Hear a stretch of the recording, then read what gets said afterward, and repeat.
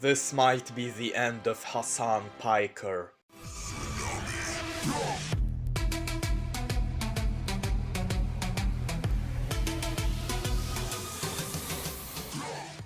Hello everyone, it's Mr. Troll delivering an update, and Hasan Piker has been farming a bunch of L's recently, and today we're gonna talk about them. First of all, he announced that the Leftovers podcast is over, to which many people sighed in relief. If you didn't know, The Leftovers was a podcast consisting of Hasan Piker and Ethan Klein, which is basically a match made in heck.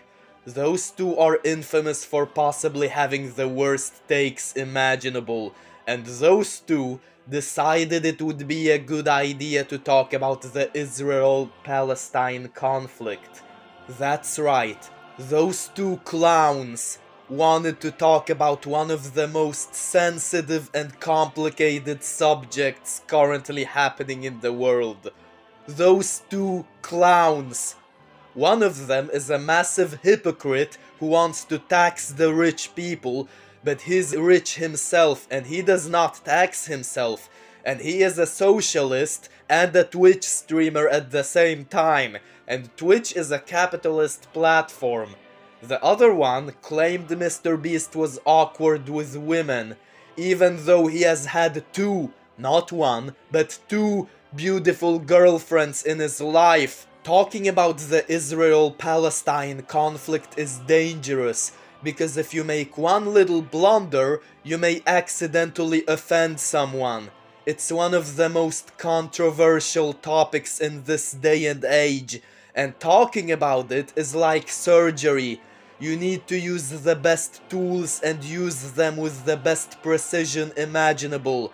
And Hasan and Ethan talking about this is the equivalent to performing surgery with a baseball bat while having Parkinson's. So as you can imagine, this thing went so well that the Leftovers podcast is done. I'm more than confident in assuming they did not lay it down by choice, but that they received so much hate, they were basically forced to shut it down. Hasan then also got exposed for getting facts wrong and spreading misinformation.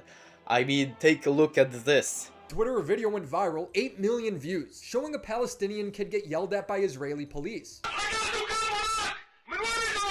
The tweet was captioned, "Ahmad was kidnapped 8 years ago when he was only 13 years old. This leaked video shows Israeli officers interrogating him. This is how Israelis treat Palestinian children. Israel kidnapped over 880 Palestinian children in 2023 only." Hasan would immediately quote tweet this saying, "Indefensible monsters," getting another 5 million views and over 75,000 likes. Now Hasan just made it seem like Israel kidnapped this kid for no reason. They're monsters. But if you just take 2 seconds and Google his name, you'll see that he was running around holding knives with his 15-year-old cousin. His cousin stabbed a 13-year-old Israeli boy and another 21-year-old before getting shot by a dude he also tried to stab. I will admit, Mr. Troll may sometimes get facts wrong as well. In the SSS Sniper Wolf vs Aziland video, for example, I kind of assumed Aziland got mad at SSS Sniper Wolf copying her, when in reality she was just doing this to poke fun at the hypocrisy of SSS Sniper Wolf harassing her. The difference, however, is that Mr. Troll usually does not talk about such sensitive and serious topics like this one, or especially the Israel-Palestine conflict. Mark my words, Mr. Troll will never ever speak about the Israel-Palestine conflict, because some facts might be misunderstood and somebody will get massively offended. Yet Hasan and Ethan, some of the most incompetent people in this regard, decided it would be a good idea to talk about that. And then there was the debate against Willie Mac show. Now if you did not know, Hasan only wants to debate people he thinks he can easily win against. He would never touch someone like Destiny, someone who is hugely eloquent and possesses the capacity to efficiently convey his points to emerge victorious in his debates.